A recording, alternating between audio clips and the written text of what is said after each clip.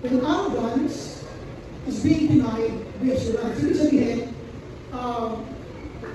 arrogante ka, dahil arrogante ka, yung mga bagay na pinigyan mo sa buhay, hindi yan mangyayari, hindi yan papayagan. Yan ay tatabihan. Ibigin na yan. Kaya, yung mga taong mayayaman, alam nyo, ang tingin na minsan sa nakausap niya, masyadong maliit lang, yan, tingnan nyo, ang liit ng tingin niya, karamihan na mayayaman, ang tingin sa nakausap niya, maliit lang siya, ibig siya, mas mahigit siya, mas okay siya. Dito kasi ay, gusto ko ikwento sa inyo yung tungkol sa prodigal son.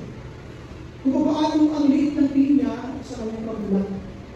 Yung pinuha niya yung kanyang kalimanan, kahit hindi ko patamon, buhay pa yung kanyang mga magulang, pinili niya yung kanyang mana, na hindi pinapayagan mo sa kultura ng mga Diyo. So if you have your Bibles, samahan niyo ko sa Luke chapter 15, 11 to 24.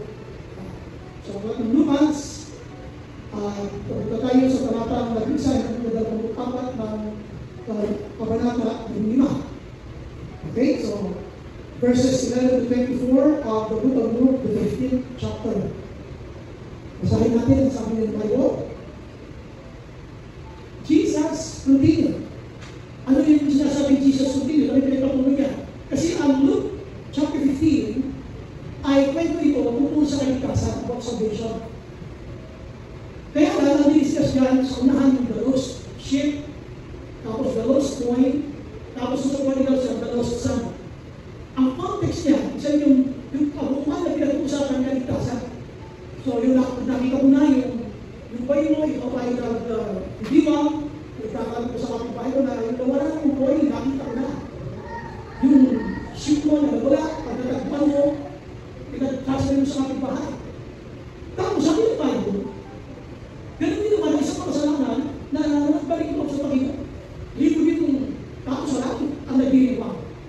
So kung ang natutuan ay tuwa, o kaya yung buhay na sobra-sobra yung pagdiriwang, lalo na sa makasalanan. Natagpo ng Panginoon, pati ka lang ka nagdiriwang. Kaya lang, meron siya halimbawa dito, tungkol sa dalawang magkapatid na yung isa ay never. Ito yung tinatawag natin aginubang anak, the prodigal son. Kaya, nung pinukwento na ninyo yan, pinupatuloy niyo yung kwento, tungkol naman na ito sa lost son. Tapos, pinito niya yung aginubang anak.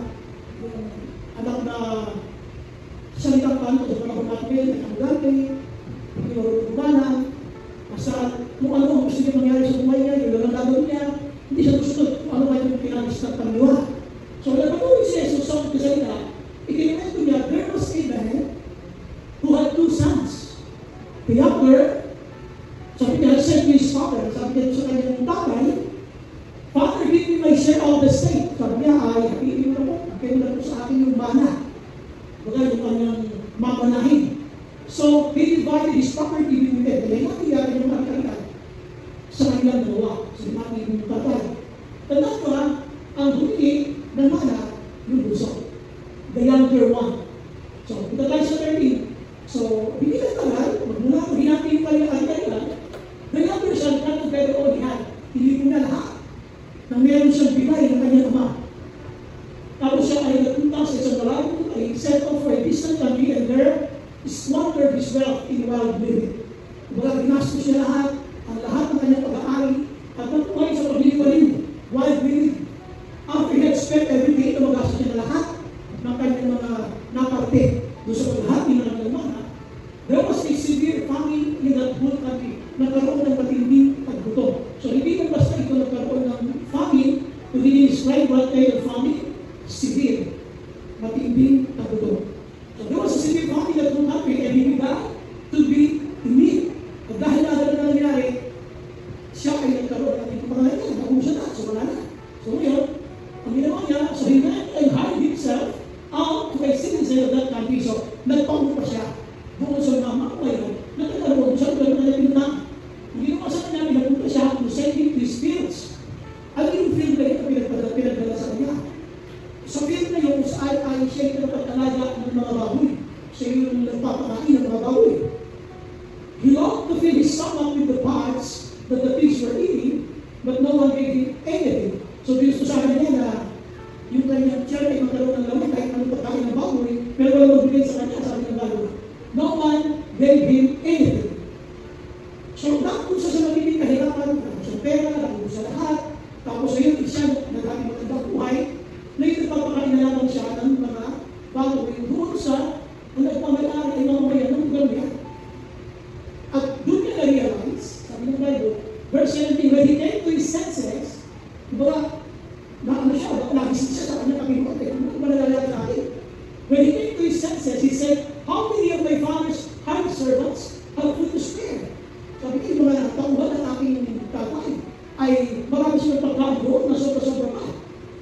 Pero ako ito, halos mamatay sa gutom, starving to death. Pero ito ako, halos mamatay sa gutom.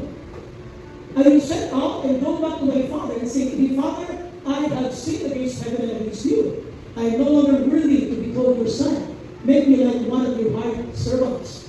Ay sabi niya, gagawin ko ay mabalik ako sa aking ama at sasabihin ko sa kanya, nagkasala ako sa iyo at sa kanintan. At ang sabi ko niya ay, hindi na ako walang dapat natawagin mo, kahit ituloy mo lang ako ng isa lamang sa iyong mga alipin. So he got up and went to his father. So, yun siya, sa tatay niya. But why? He was still afar off. Siya ay nasa malayo pa, way off. His father saw him and was filled with compassion for him. So malayo pa siya, natanong na siya ng kanyang tatay. At puno ng pagmamahal na siya ay tinakbo. He ran to his son, threw his arms around him and kissed him. Wala, yakap niya yung kanyang anak at pagkatapos ay kanyang hinalikan. The son said to him, Father, I have sinned against heaven and against you. I am no longer worthy to be called your son. At sino yung sagot ng tatay? Hindi na pinansin yung mga arte ng anak. Ang kanyang isilagot ay ganito. But the father said to his servants, quick, bring the best robe and put it on him. Put a ring on his finger and sandals on his feet. Bring the fattened calf. Ito yung pinatawag mula. Bring the fattened calf and kill it. Let's have a feast and celebrate. For this son of mine was dead and is alive again. He was lost and is found. So they began to celebrate. Ano niya sa totoo? Kahit hindi ito yung preach ngayon, paliwanag. Just by reading alone with your heart, mararamdaman nyo na yung pagmamahal dito ng isang ama na tumigilan niyo yung buhay natin sa ngayon. At parang pagmamahal ng Panginoon, kailan ka nagkasala, at wala naging pagkakali, you can always come back to the Lord. Ngayon, ang tanong ko ay ito, ang arrogant dito ay itong younger brother. Younger brother na humingi ng mana. Kaya ay yung kanyang pangarap na gumanda ang buhay niya, gusto maging independent, lumagay sa magulang, tapos hindi naman niya ginamit ng latino, yung kanyang mana, ginamit niya ito sa wild living ng liwaliw, ginastos sa lahat. At sa ibang sabi ng Biblia ng Tagalog, ginamit niya ito sa mga iba't ibang pagsusugal at mga babae. Kinagalat sa Tagalog ng Biblia. Dito ang sabi lang, wild living. Dahil sa naubos sa lahat, lumubos sa lahat, nagkaroon ng kadutong, patindi kadutong, at siya ay hindi ng tulong sa mga babae na pinuntahan niya. Baka pwede naman bilhin niya kung pagkain na pinapakain sa mga babae, wala magbilo.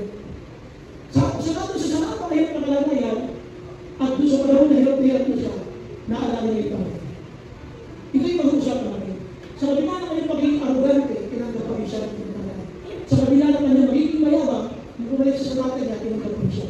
Pero hindi ulit, yung kanyang pangarap na kaya hindi yung kanyang mga mana, meron siyang napitiyak na tagumpay para sa kanyang buhay. Pero hindi pinalaman yung siya. Kung dahil yung matitip, when arrogance is being denied, we should. Yung kanyang plano kasi, tinanggap na siya, magkatagumpay siya.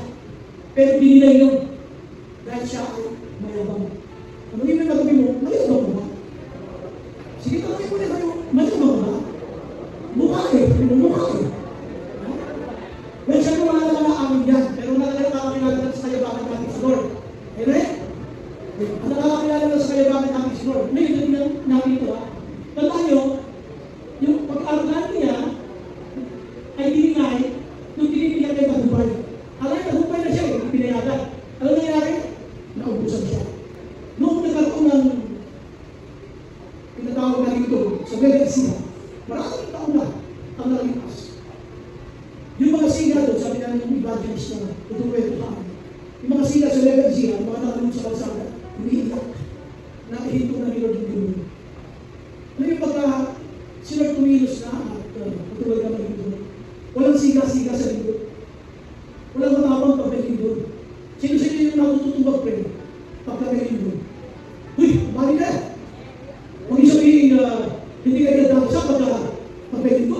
Siyempre, yung iba tumawag sa Diyos na hindi naman nag-divorce ng iyong mga pero naman mo, nag-pray kanina.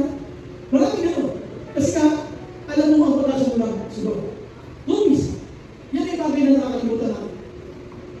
Sa totoo lang, alam nyo, sino sa inyo yung nakapanood na ng advertisement ng Centrum? Hindi ko yung promote sa Centrum, ha? Natanong ko lang, promote nila. Yung soundtrack na ginamit nila, alam niyo, nakakita ko ng TV. Nakakita ko ng TV. Hindi ko kaya TV eh. Alam niyo yung Centrum? Alam niyo lang, so, ano yung Centrum? Nakakaya mo yun, yung silver, yung plus 50, yung advance, yan, Centrum advance. Pag pinakita niyo sa TV, ang soundtrack niyan, forever yan. Yun yun, ay, parang yes. I wanna be forever. Yun yun. Ang nalala niya. Oh, yun. Kaya ako yun, gusto mo pag-usapan dahil sa dali. Bago kayo pumunta rito.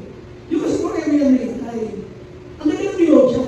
Sabi ang ganda ng melodya, ang ganda ng tone ka. Pag pinakita niyo siya. So, I try to make a research. Ano forever yan na to?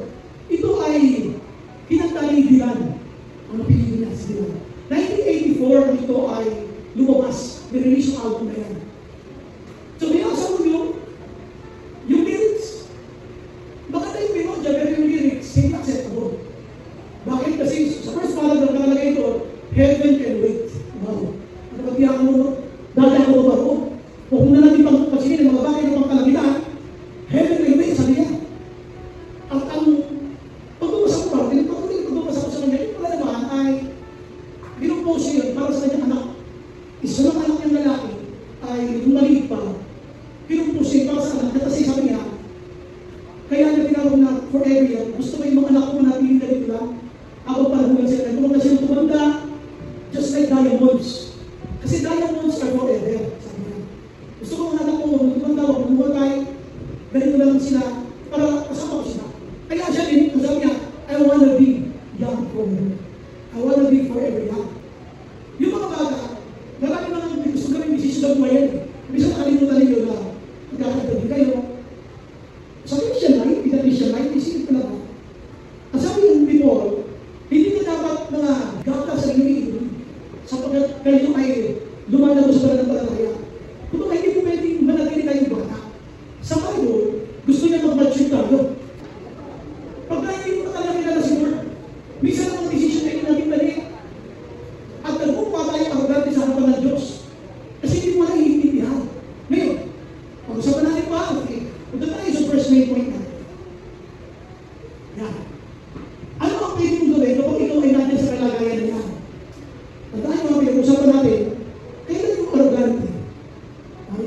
Kailan yung kayabangan ay tinatanggihan ng katiyakan. Kasi tiyak na tiyak siya, nag-decision siya, younger brother, nag-decision niya na, pwede maging mula aming mana. Ikaw sa ng decision eh. Baka ko sa niya hindi yan. So hinayaan yung tatay na magkamali, o sige, binigay ko sa iyo. So ano nangyari sa kanya? Dumahan siya ng hirap, ginamit kayo yung pera niya sa YTV. So yung pinabangan niya, nakita na niya, walang magandang binunga. Kaya nangyari, bumalik siya doon sa tatay niya. Nakinagam naman siya. Kahit nasa malayo pa lang siya, kinakabagan siya. Ngayon, ano yung pwede natin gawin? Kailan ba natin nararanasan yan? Pagka nakakaranas ka lang, parang naging arrogante nga tao. Yung parang ay arrogante at naging mayabang. Lahat tayo meron yan. Sabihin mo sa katabi mo, meron na yan. Wait, alamin ko sa iyo, meron na yan. Lahat tayo meron yan. Meron. Paano siya makawala dito? Ha? Kasi tingnan nyo ha, yung kanyang natanggap na mga mana, kaya niya yung hilingi, tiyak na tiyak siya na magiging matagumpay siya. Tinanggihan yun. Dahil siya ay mayabang. Ngayon, ano dapat natin gawin dito? Sabi mo ba, when he came to his senses, nung siya na nga ay kasalukuyan, naghihirap na, nagugup na siya sa pagpapakain ng mga baboy. Nato sa sagat matindi na hirapan, when he came to his senses, he said, doon na sabi sa kanyang sarili, how many of my father's hired servants have food to spare, and here I am, starving to death.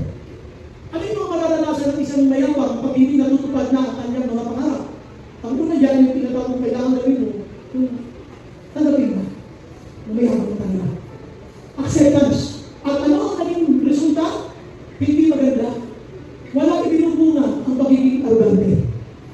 mga pagiging mayroon, makapansin mo yun eh. Lalo-lalo na pagka yung boss sa work, tumataas sa sweldo mo, mararamdaman mo yun, yung mayabang ka.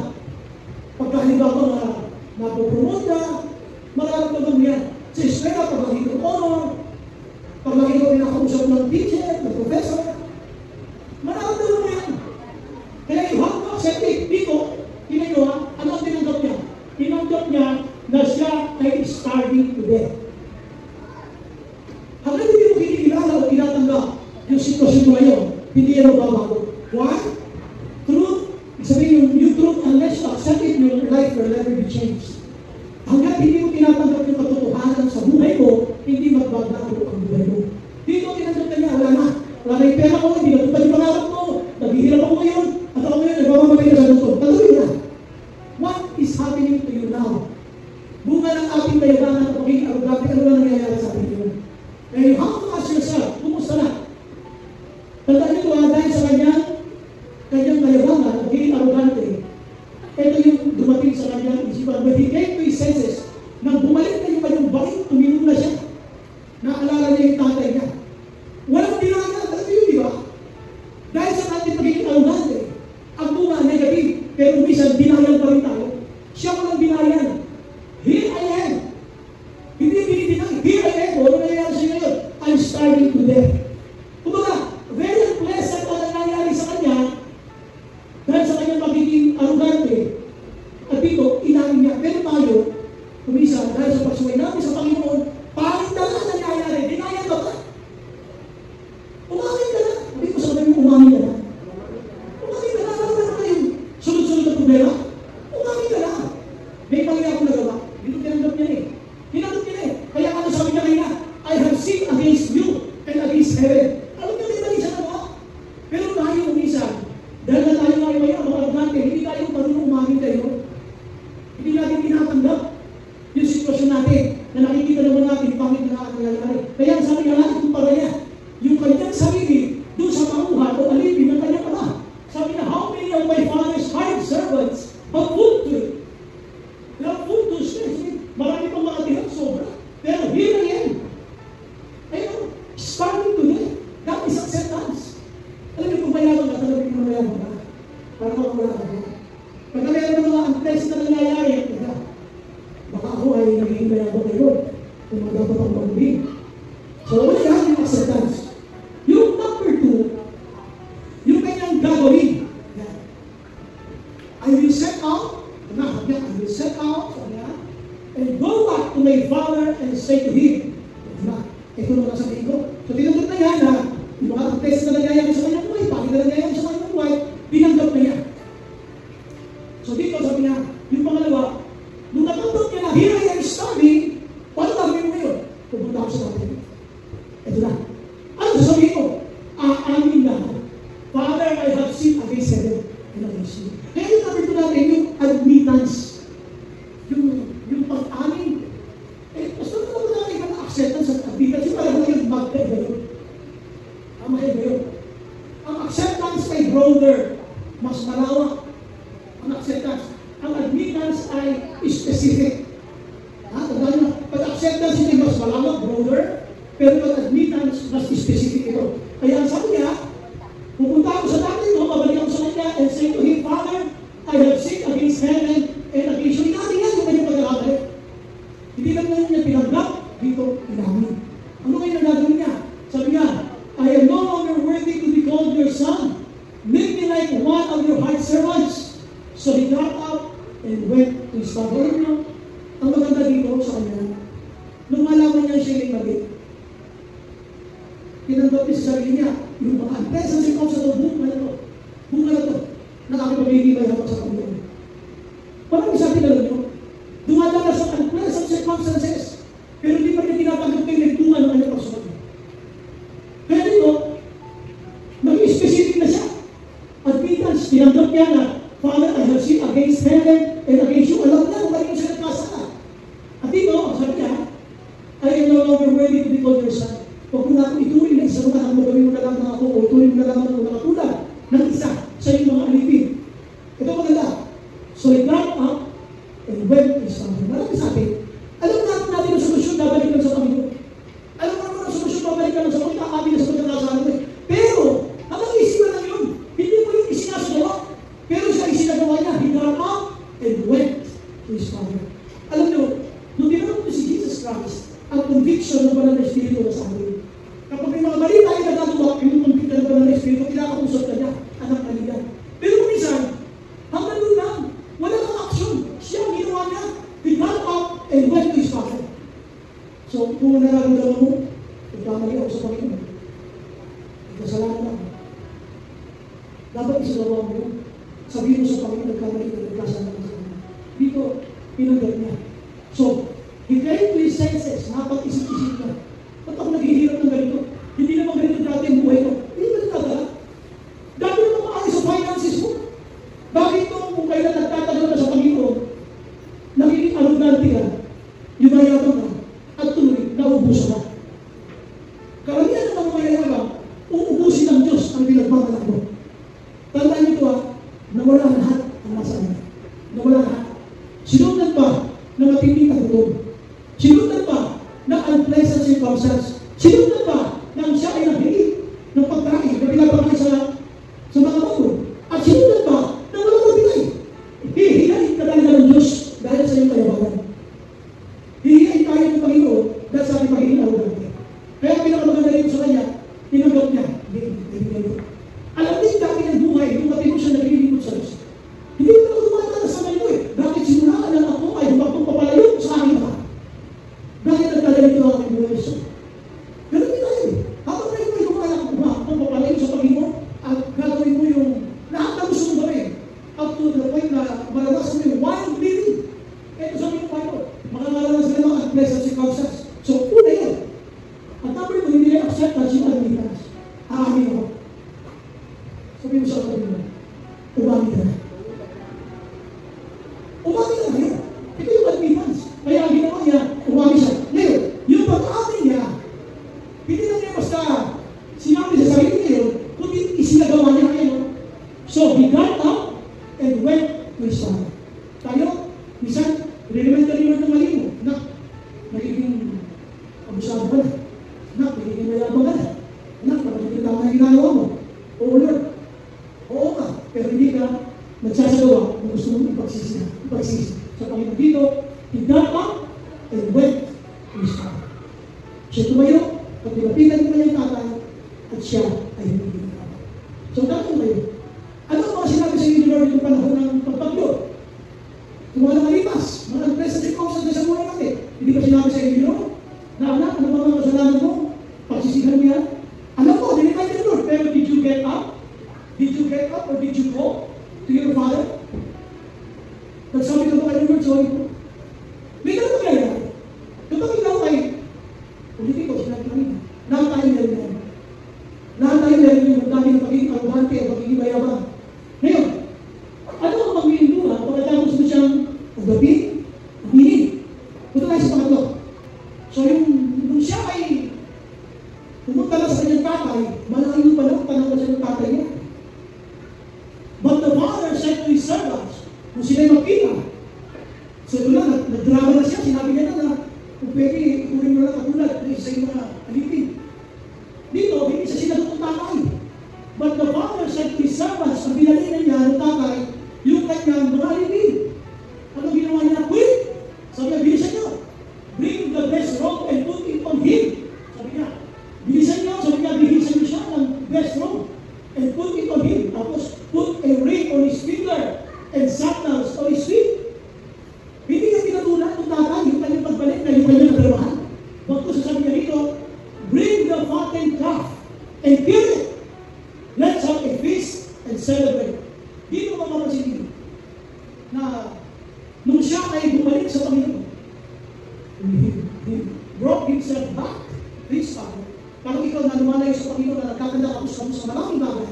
Nung bumalik sa bumalik sa Panginoon dito, ang nakaabang sa iyo yung yakap ng kanyang ama at yung paghahanda ng kanyang tatay, yung tinatawag na pinatabang muya, patin ka. At ito ay kanyang pinasla, pinatay, at ito kanyang biyangga at sila kumain. Sabi niya, let's have a feast and celebrate. Siya na patay, halos sumatay sa luto, dito ay pinaghanda siya at silang lahat ay kumain ng masalahan. Ano yung pangatlo, yung abundance. Ang kasagalaan ay nasa pangalan. Wala yan sa savings mo. So don't trust too much your ATM, lalo lang yung credit cards. Wala din ang kasagalaan. Ang kasagalaan nasa Panginoon. Abundance was waiting for him. Nakaantay sa kanyang kasagalaan. At alam niyo ba bakit sinabi kasagalaan? Bakit sinabi dito ng Bible na break the fattened calf and kill it? Pag-usapan natin. Pastor, may ang pinagabang po yan. Ganun po kasi yan. Pag-iwanan po natin sa inyo ito yan. Yan. Ang fattened calf o pinagabang buya sa panahon ng mga Hudyo, sa literal na buya, refers to a calf that has been specifically raised. Ito ay sinasadya ito. Pagkatapos yung ipanganak, tapos ito ay depende pa sa nanay niya. Ito ay naalagaan na. Ibinunukot dyan, may sariling tulungan. At ano ang ginagawa sa kanya? Siya ay pinapalaki and fed with a rich diet to become plump and flavorful for special occasions. Ano yung to become plump? Para magmang bilog. Para maging bilugan. Yun ang sabihin ng plump. Ngayon, ano siya sabihin ng flavorful? Para mas maging malasa. Nakakita na ba kayo ng isang, o nakatingin na ba kayo ng sinigang? Sinigang na baboy na pagka sumo ninyo ng lawan, ay kusang napuntunaw sa bibig mo. Yun ang ibig sabihin ko. Yung pinagabang buya, makapuntaan naman yan. Yan ay sinadyang ihiwalay at pinananakay. Sobrang pag-alagayan upang ang kanyang katawan ay maging bilugan. Yun yung plump na pinatawag. At pagkatapos ay para mas maging malasa siya. Tanong, gaano katanda ang isang pinatawang buya? Yan po ay nag-i-start sa from the 120th to 180 days. Kaya bata pa, fatted ka. Pero, inaalagaan yan para mabilis yung pagiging niya ng weight. Ngayon, kaya yung kapatid, yung brother, yung elder brother, galit sa tatay niya. Ako yun na, hindi na ako sumay. Kasama ako na ako sinasabi, sinusunod ko. Pero kahit na yun, hindi mo binigyan ng pinatawang buya para sa akin mga barkao, sa akin tropa. Ay, yan ang lahat kasi ito ibinigay sa kanya doon sa sumuhay ay very special kind of cup. Ginagamit na yan for special occasions at mga restoration, katulad niya, restoration niya. Bibigay na yun, the concept of a fatted calf symbolizes abundance, celebration, and reconciliation. Could you imagine, sumuhay ka na, at pagkatapos, may naghanda ka ng pinagagawin niya, wow naman, ang tawag dyan, grace. Unmerited favor. Kaya gusto ko isipin mo ang ito. Si Lord, nag-aantay lang sa iyong pagbalik kung gusto mo na mas maayos sa buhay. Na kay Lord ang kasaganaan, na kay Lord ang mga bagay na espesyal. At ang maganda rito, atras na ha, atras na lang. Yung sinasabi dito na, ibigay sa kanyang ring roll, put it on him, sabi niya, put a ring, alam niyo ba bakit sa bibigyan ng ring? Upang ibalik sa kanya yung kanyang nawalang identity. He was a son to bring the sonship and authority. Alam niyo, pag tayo lumalayo sa Panginoon, para nawawala na yung katatayo ang pinakanak ng Diyos. Ibig sabihin, tatanong ko ba, Christian pa ba ako? Born again pa ba ako? Hindi pa mga ganun pagtutula at dahil hindi ka naman umakatin sa church, hindi mo na narinig ang salita ng Diyos, magiging Christian mo, pagtutulahan mo na. Lalo-lalo na kung kunti-unti ka lang humihiwalay sa Panginoon. Gagawin mo yung gusto mo, katulad ng lalaking ito, yung younger brother. Pwede bang ibigay mo na sa akin yung mga siya masama. Pero kung siya magpasumalik sa tatay niya, nakagana siya ng kasalanan. Ganun pa rin. Inamin mo na rin lang na hindi maganda ang nangyayari sa buhay mo nung umiwalay ka sa tatay mo. Puntahan natin ang ating Heavenly Father. Nung umpisa ka mag-bidro sa ministry, ayaw mo na mag-church, ayaw mo na sa sentro, ayaw mo na mag-study. Pagaling mo na lang sa sarili mo, Islam, ito mo niya. Tingnan mo, ang dulo, umalik pa rin siya sa natin. Pero din tayo, huwag sana tayo naligas. Alam niyo ba, ang dami ng mga violations ito? Lalayo na yung mga, hindi layakap-yakap na. Ganun tayo eh. Lalayo na yung tayo. Katulad na, tapos na yun. Hirap ka na sa buhay mo. Iiyak ka. Nakapagin, ang mga violations niya. Nung hindi yung mana, culturally, it was a violation. Hindi tanggapin ang kultura ng Israel sapagkat ang mana ang pwede na bumili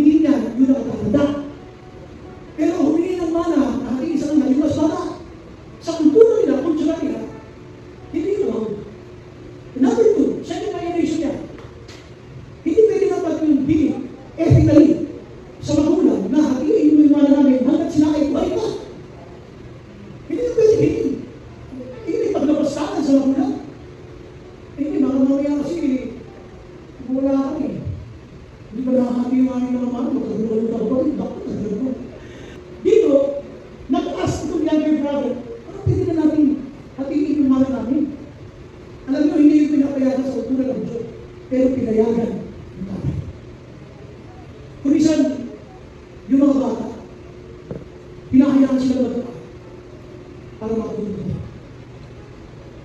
Ganun din minsan yung mga yun.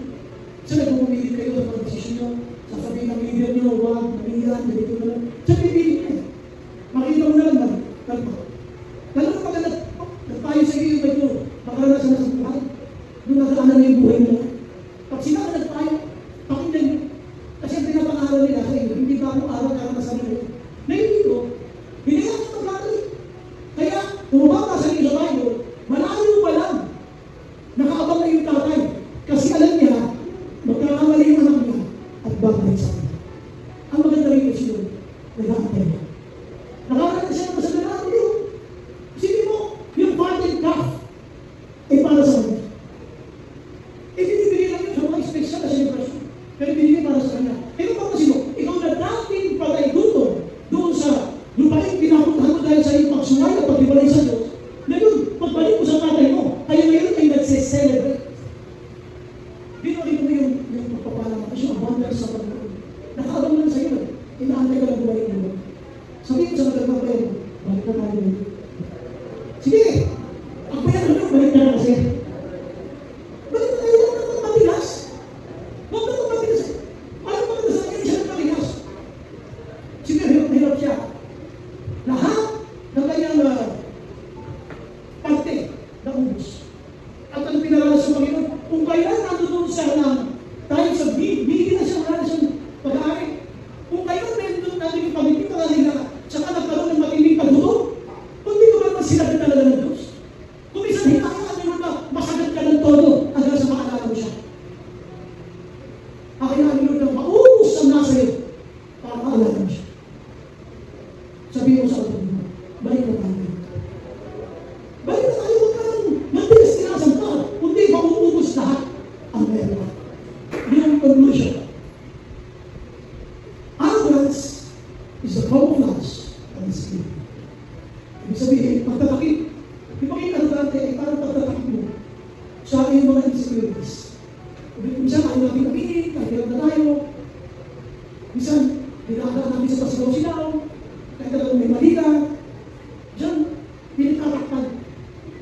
It serves as a camouflage because of the insecurity. Sana, let's be humble before the Lord.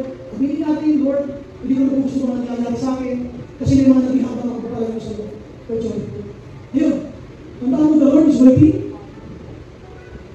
Kung gusto mo rin ang mabuhay ng masagana, nakita mo rin na ipagpapala ng tayo natin ulit, balik ka sa kanya. Katulad ng ginawa ng Panginoon.